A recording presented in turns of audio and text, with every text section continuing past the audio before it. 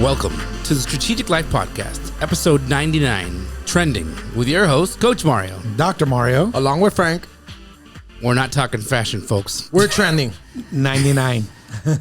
So we're talking about... After this episode, we might be trending.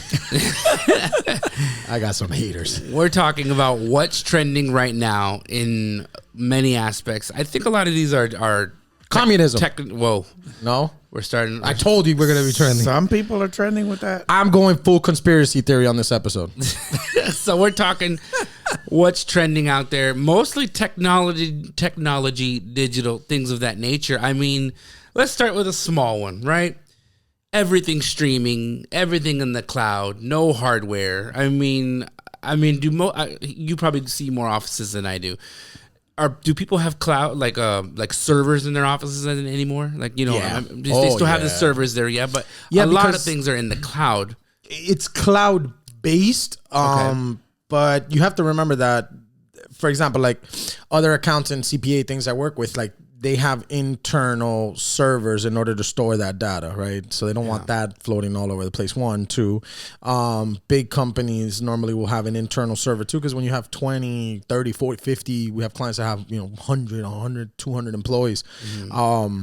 Those computers and how to connect them, router, internet, printers. So no, there's still need for hardware. According for the trend that's where we're going is basically none of that, no hardware. Everything is essentially cloud based, which I mean, I think a lot of these things can be scary. Obviously, technology is a fantastic thing, and there's lots of beautiful things in it. But at the same time, I think I get an email like every other week that I need to change my password because MapQuest was hacked. Michaels from the frame I bought in 1999. Change your Michaels password because this was hacked, and it's insane because it's so frequent and you don't realize it. If everything that we know, which I mean, and everything that we don't, and everything that we think that we don't know, it's out there and gets hacked every other week. Then like, how stable is this really? I mean, especially at a higher level for celebrities and politicians, and like every other week or for the past 10 years, someone's iCloud or their phone was hacked, and sensitive data, material, pictures, files are out there. So it's crazy. It's an accelerated digital transformation for sure. And along with that, when you think about, the information that has been released about social media and algorithms and censorship, those kinds of issues obviously are pervasive, and security is important. Well, security is important, but everything's hackable. And shout out to Mark Wanis, who was on an episode with us. Like he's, that guy's huge in that game, and he said it. Everything's hackable if you just pay enough attention or time to it, enough resources to it. Sometimes you don't, the reason you hear these big things being hacked is because of that. They store so much data. And I think the scary part is not that we're going cloud-based, is that specifically companies and really, really big companies are selling your information, right? So they're selling, like you said, like your social media is selling, your algorithms, what you watch. They're selling advertising, or they're selling your info, name, address, phone numbers.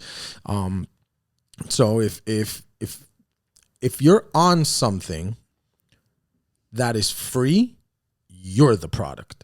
So if you're on Facebook, if you're on Instagram, we all are, right, including myself. Right. Like, we're the product. Like, our attention span, what they're trying to get, we're being sold. Which has totally shifted everything. I mean, but that's the scary part. Yeah. It's not, everything's hackable, but they can steal your wallet with a bunch of cash in it. So everything can be stolen.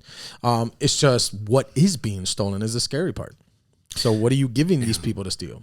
It's your personal information, and the fact that you're not authorizing the reselling of your information or getting any royalties. Right. Yeah. I mean, there's so many aspects of it. I mean, from just basic things. I know many of you guys in your circles have had this conversation, guys, girls, have had this conversation in your circles at one point or another where you've said, I would really like some African coffee beans. And then 5 minutes later, African coffee beans as an ad on your Instagram or something like that. And it's just like, You know they're listening. And the biggest kick I get out of people sometimes is like, I would never put an Amazon Alexa thing in my house. I would never put one of those Google Voice things in my house. I'm like, honey, you don't need to. You already have a cell phone. They've already been listening to your boring conversations for the last 10, 15 years. But it brings up a good point, because even yesterday I was reading some information that said, did you know that Alexa in your bedroom is always listening? Mm-hmm.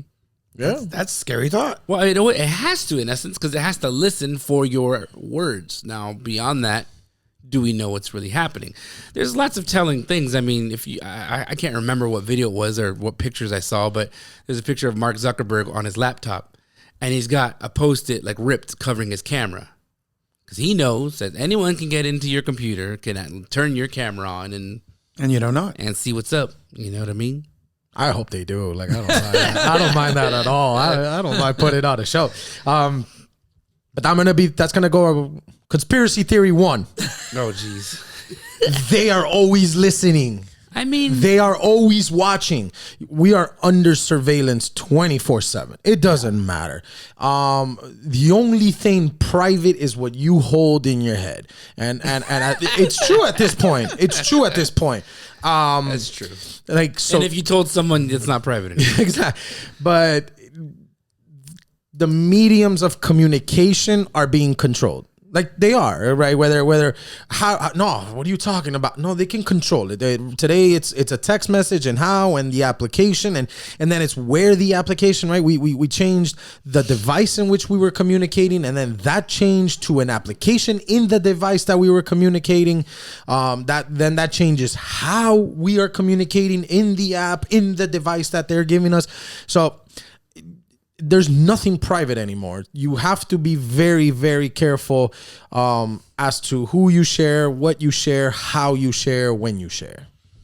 I like it. So, Roz in Monsters U, she says, you're always watching. They're always watching. I'm telling you, watching. I'm going full Andrew Tate conspiracy theory on this one. I like it. Free Top G. You're gonna tell us to shut up and listen to your alpha maleness.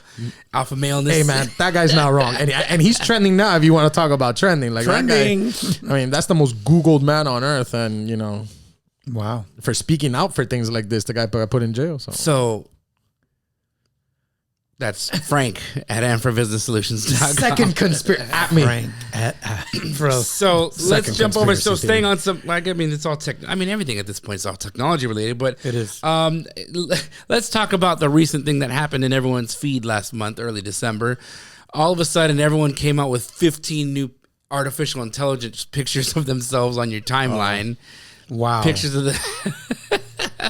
But not just that one app, or several apps, I'm sure, but artificial intelligence and machine learning. Obviously, that's going to be huge. Again, just to jump back a couple episodes to when our social media episode with Stephanie Liu, she put us on some crazy AI software where you put in you want a blog, you want some posts put up, you just put in a few words on what you want it about, who you want it to sound like. I want to talk about global warming in the tone of Barack Obama, Bill Gates, and it populates it just like that. Blog post done. Yes. Like, obviously, really cool stuff here. Your professor's not they may or may not like your plagiarant ways. It's not even plagiarism. No, I guess it's not plagiarism. It's fresh material. That's true. But no, that's not plagiarizing, but close. No, plagiarizing is just of course, verbatim copy. Yeah. Correct. But without citing the source. Correct. Right. But AI is here to stay.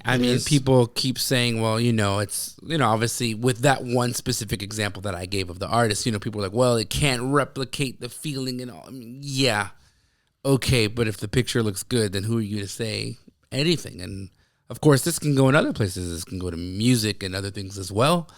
But needless to say, I don't think AI is going anywhere. No, of course not. Just sticking to music.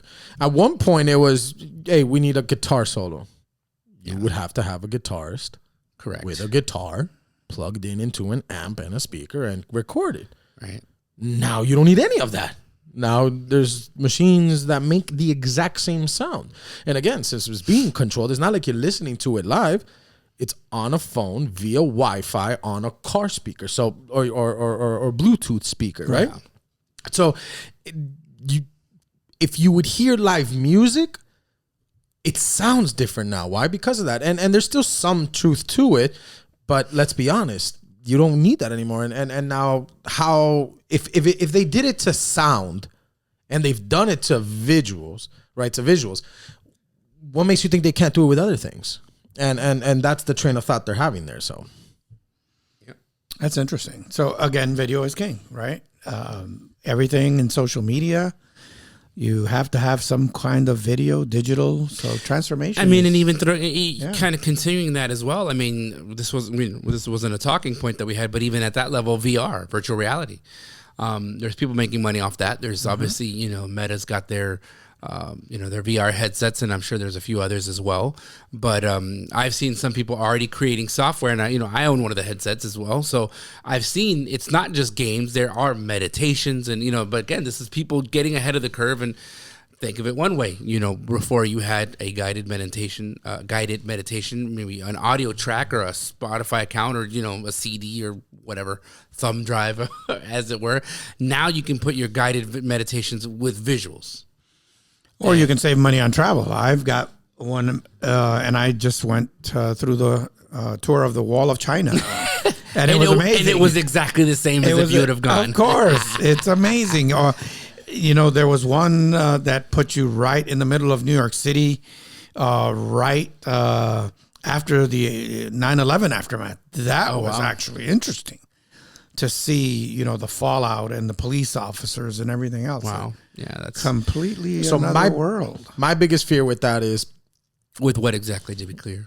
With what I'm about to say. Ooh. Okay. Mm-hmm. I'm going to get muted, plug.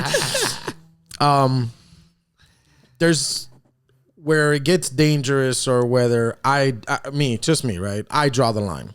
I'm okay if you tell me how to feel. I'm not okay when you tell me what to feel. Let me give you an example. You can change the sound of music all you want, and the industry and artists and musicians, and I'll listen to it. Once it gets down to, well, this is reality, this is real, this is the new way of doing this. No. So if it ever gets to the point where, and I guess we can go to it, mm-hmm. like the fake meat, right? The Beyond Meats and those things. And I know that's been in the news and stuff like that, right? But just think about it. It was, we're going to change how you listen to music. We're going to change how you view things. And now it's how you taste things. Like it's all about controlling your senses and which one it is. And meat. How many of your senses can they control, right? Okay. That's what it is. And once that happens, right. Once that happens, then again, it's just more control over it, and what medications you should take, and then how that should make you feel, and then that has a side effect and another. So once you go down that rabbit hole, that's where I think it becomes dangerous. You need to always keep in mind that you're in control of your emotions, your sensors. You're in control of what you put in your body, what you listen to, what you view, what you eat. And that's something that you should always keep top of mind. Yeah, for me, there's some things that are not substitutional. Mm-hmm. You can't substitute a live experience at a gospel concert. You can hear it on a digital. I've got this wonderful sound system that someone gave me in my office. But going to a Magic City concert live is just the feeling, the presence, the worship. It's just completely different experience. Oh, you were talking about the traveling. Going to Greece, the Greek Isles on a cruise. October goal, 2023. That's right. No. There's no virtual reality that can substitute the true reality. Correct. In my humble opinion. No, I agree 100%. Same thing. And again, you hear these billionaires and these globalists and how they're embarking on these things, or how they're, investing, right? That's the word. Right. How they're investing in these things. And it makes you wonder. It makes you really think about it. Like, hey, what's the end there? Like, what's the goal there? Why a substitution? Why can't we fix what we have, right? And once you start substituting enough, that turns into replacement. Once you get to replacement, some things will be gone forever. Right. So as just before we turn the page on this, Frank mentioned a moment ago synthetic meats, fake meats. So that is some stuff that's happening out there. I believe Bill Gates is a co-owner, owns some shares in or whatnot. But he be dealing with the synthetic meats. And so there's actually a small interview here from the MIT Technology Review where he leaves a quote, Bill Gates, "Rich nations should shift entirely to synthetic beef." So that's something that's happening. And but I've heard that some fast food franchises have been doing that for years. When McDonald's when someone rolls a commercial and says, now with 100% real chicken, you got to ask yourself, what the heck were we eating before? True story. But that's a big thing. Again, you could tell me how to listen to it. You can't tell me what to listen to. So I'll give you an example. Why do we have to call it synthetic beef? If it's made from mushroom, call it that. If like I eat mushrooms, like I'm good. You don't have to, right? You know. Again, we're gonna get canceled on this one. Don't piss in my ear and tell me it's rain. Whoa. You know, don't piss in my ear and tell me it's rain. Don't synthetic beef. No, bro, it's not. If it's made from mushroom, it's made from mushroom. If it's soy, it's soy. If it's tofu, it's tofu. Let's call it what it is. We don't need to disguise it in order to manipulate the masses. Honey, are you okay? You've hardly eaten any of your triglyceride. Yeah. Square cuttable. What? You know, and then they say it like if it does not get, you know, hey, how's your plastic beef? Like, come on, man. Like, how's your triglyceride? Whatever it's called. Yeah. I mean, yeah, I think to a certain extent it's easier if you just give something, like everything has a name for a reason because that's what it's called. And therefore you should just call it something else because that name is for what it is already. But you'll win more. But the problem again is then you're being honest with people. And that's when things like that have a tendency of. Well, I mean, we're not going to go there, but you know, the dictionaries and places are just rewriting the meanings of words. Defining words, you know, like what is it, a year or two ago, vaccine went from something that cures something to something that helps with the symptom. Yeah.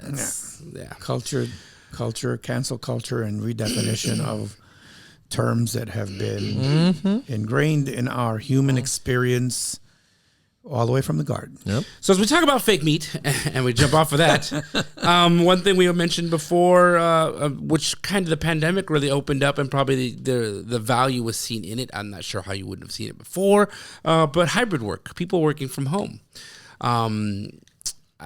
Obviously, people realized, I guess, how beneficial it was, how much money they could save on it and things of that nature.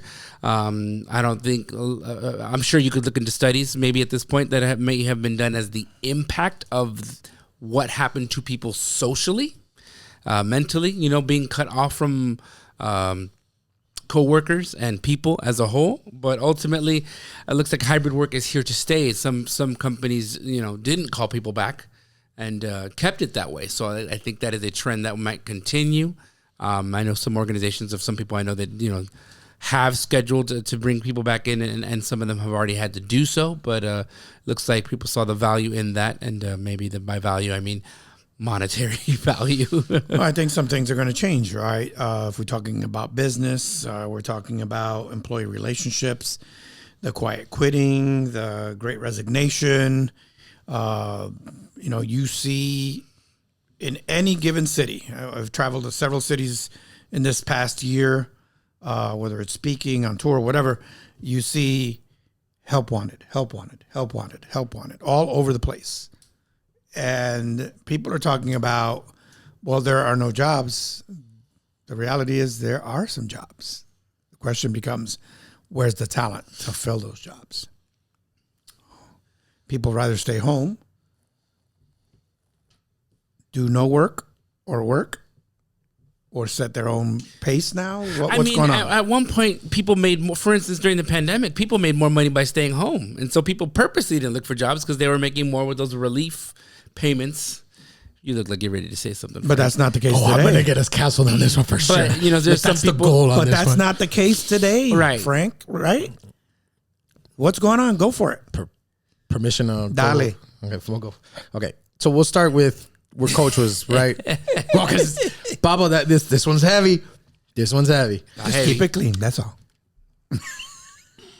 They use the word hybrid And that can be dangerous in the sense of, so for example, you do want to, if you're an employer out there, or your management or leadership in any business or corporate organization, any workplace, you should be cross-training your staff and employment. And that includes your leadership, right? Yes. So, because you never know, it raises talent and potential, right? So Tommy, who's in accounting, might be really good at marketing, and when you cross-train, you'll find that out.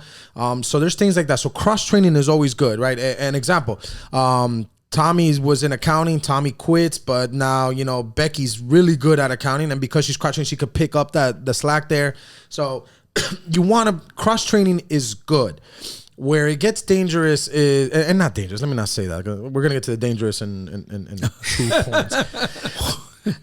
Where you need to be mindful of is if you cross-train and you set these limitations on your staff. So, and then what you call cross-training, oh no, well, we're going to go virtual. But then you have your staff and then you have them employed at home and you don't provide the proper resources. That's when you end up with volatile workplaces. Or we're going to make it virtual and then we're going to drastically yank them back into the office. Now you've allowed your staff to work from home, you know, in PJs, cooking breakfast, taking care of the kids and the dog. And now you're forcing them to be, you know, 30 minutes, 45 minutes, an hour in traffic. Like, now you might have a contention at the workplace. Resistance. So you have to be knowledgeable to, you know, people's lives have changed for 2 years, and then out of nowhere, hey, you're gonna have to put your kid in after school care. I can't afford that. That's $150 a week. I can't afford after school care, right? Not on this job, but now you're asking me to come back. So now I got tolls, gas, mileage, plus after school care. So, which all has gone up, by the way. Exactly. So now gas, rent. So you need to be very mindful with those things, right? If you can have hybrid and cross-training employment, just make sure you're doing it correctly. So that's one. As far as the job market, nowadays everybody wants to own their own job. There's this stigma as far as, like, you know, going in the employment and things like that, right? Everybody wants career path, and then once they get into the career, right, it's the millennial thing, and I'm one of them, so I can make fun of them, right? And it's the whole millennial thing where, oh, well, I need to have work-life balance and I need to have career paths and all these things. Man, and then once you give them that, it's, well, we need sensitivity training, we need all these things. No, like, you need to be able to segment. Are you going to go do something professionally? And then what's the value that you bring to that company? If you think your value is that high to any organization, whether you own it or not, and this applies to business owners too, right? Because business owners will start, I want to start bookkeeping. I want to start, I don't know, selling flowers, but I want to sell them at $150 a pop. We've seen it, yeah. Right? If you think your value is that high, your launch will be that much longer. So you need to learn what you're sacrificing for and keep that in mind.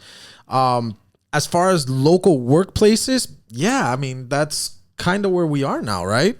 College, you go for 4 years, you follow direction, and then you're $100,000 in debt. And then the crazy part is, we want free school. There's nothing free. But I need relief from my loan. So back to what Coach was saying, right? You know, we want these government programs. No, we shouldn't want big government. Like, we don't need more government. I don't care whether you're Democrat or Republican. Those maniacs don't know what they're doing. Why give them more?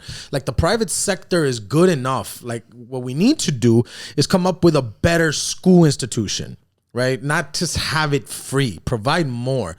And then as far as like these loan repayments and things like that, like that's not good either. That doesn't help anything. Somebody's always going to pay for that. If the school forgiveness goes through, then I'm going to try to get the Acura MDX loan forgiveness to go through too. Right? And that doesn't work. We're just forgiving things. Well, Frank, how do you know it doesn't work? You've had the largest transfer of wealth in the history of the human race in the last 2 years. Yep. I'm not telling you with inflation. No.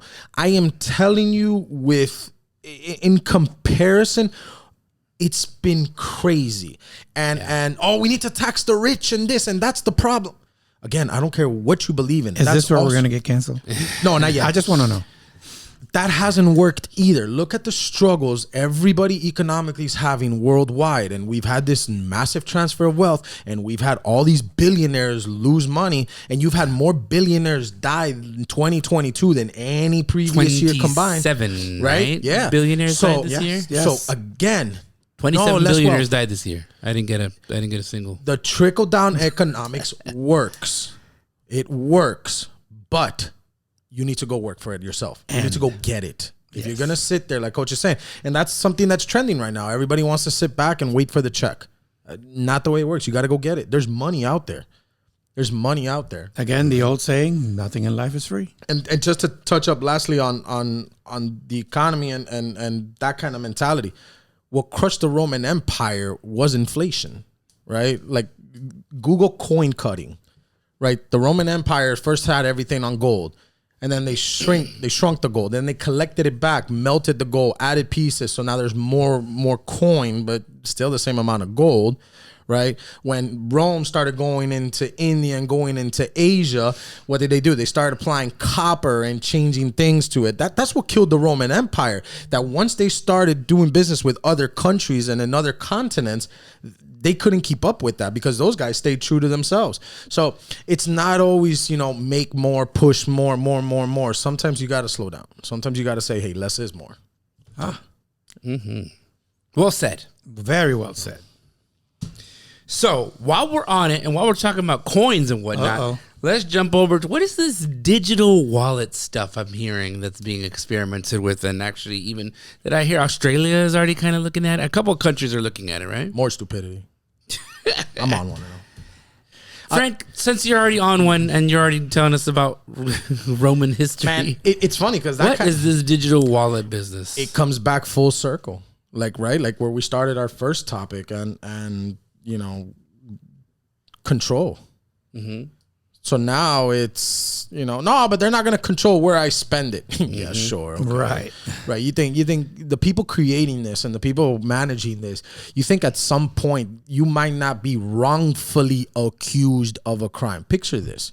You take some sort of red light, and now in your electronic vehicle, they can not only shut it off, but then they can ding you for the speeding fine immediately. You think that's not going to happen? You think that's the point? Crypto wasn't that. Crypto was supposed to be a way to fight off. Crypto was Fight Club. It was supposed to give Amex, Visa. It was supposed to be a merchant process for the people, by the people. But what happened? We messed it up. And then we ended up at NFTs with drunk monkey pictures. Like, really, that's where crypto ended up. But that doesn't mean that the technology is not there. If the technology is smart enough, these governments are looking at it and saying, we can use that. Right. Here, try this on for size. The biggest country to ban crypto is China. Yeah. They have their own crypto. That's right. They're creating crypto wallets. So they're saying the one you built is not good enough. No, you're going to use ours. Yeah. For what purpose other than control? Right. See where you spend it. Right. See where you spend it. Oh, no, but it's analytics and it's going to help. Nah. They're going to shut your wallet off. You can have $1 million. Get rid of it in a second. Bye. They'll pull it. Yes. Yeah. Or, you were suspected of a crime. You're found. Your wallet's turned off. Yeah. You can't go anywhere with your, Yeah, who are they to say that they can't do that? How are we going to say that we're not there, that we're not going to evolve into more control? So digital wallet is just that, where the money you see in your bank account via a third-party institution will now be held by the government in which owns that coin. That's all it is. That's it. And it's more globalization, right? Because then now you don't have to go through an exchange. You don't have to go and land here, go through an exchange, get the dollar, then go to a bank. No, they're just going to be able to exchange. It's more globalization. It's easier to do business. While you were sleeping. Yeah. Which would essentially phase physical currency out completely? Well, here's the thing. So ideally it would be a centralized currency. That's the ultimate goal, right? The whole, we're all equal. No, we're not. Like, stop. Like we're not. It's not the way it works. Like, if your execution, you might be the world's greatest donut maker on earth, and you should be paid $1 million for that donut. If you centralize currency, you're going to say, well, no, somebody in China can't get paid that, so now we're going to limit that. So it removes the competitive market from it. It removes your potential. It caps you. It puts that glass ceiling on there. It decapitalizes. Yeah. And so to me, again, my conspiracy theory number 5, that's what it is. I think it's just an easier way to, globalize, and you should be against it. I mean, it really does. Like I said, I mentioned a moment ago, reminds me of that Justin Timberlake movie, Out of Time, where they have only a certain amount of time that they can actually have embedded on their arms. Yeah. But that's the control. Hey, you're out of time. Mm-hmm. Hey, you're out of money. We've locked your account. Hey, you didn't get this vaccine, so we're shutting down your wallet till you do. What else can they control with that? It's a form of a shift of energy, right? Because that's what money is. But actual currency is under your control.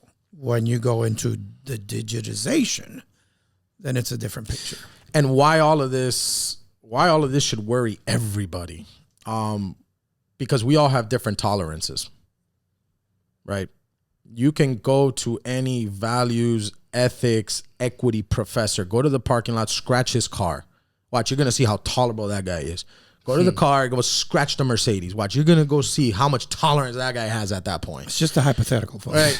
Right. And why I say that. So it's just, no, but that's a good idea until it happens to you by mistake, until the person you don't want in power does get there, and then they have the control over it. So you want as much freedom as you possibly can. Yes. Which leads me to our last thing here. We're talking about electric cars. Bah humbug. Again, we just is this where we get canceled? Maybe. Yeah, I don't know. Who knows? Right. Interestingly enough, I can understand certain things about it, but obviously 'cause it's electric, it doesn't, no emissions, and we're not burning up gas and fossil fuels and all that.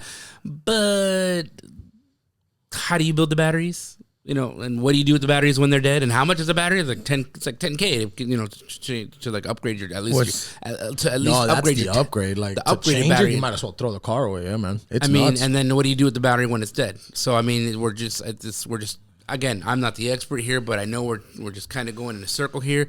And then at one point, I'm reminded of what happened in California a couple months back. Oh, but please don't turn on your air conditioners. Don't charge your cars, guys. The grid can't handle it. Right. If the grid can't handle it now, and again, whoever's got a plan over the next 5-10 years, we're going to do. I get it, but if it's not there now, when you're not trying to force everyone, then what's going to happen when you do? And again, also same thing with control. Something crazy happens. Let's say something wild happens out there. Guess what? You know what? We can't have these roads flooded. There's a typhoon coming. The streets will be chaos. We're shutting down everyone's cars because we need emergency crews only to go out.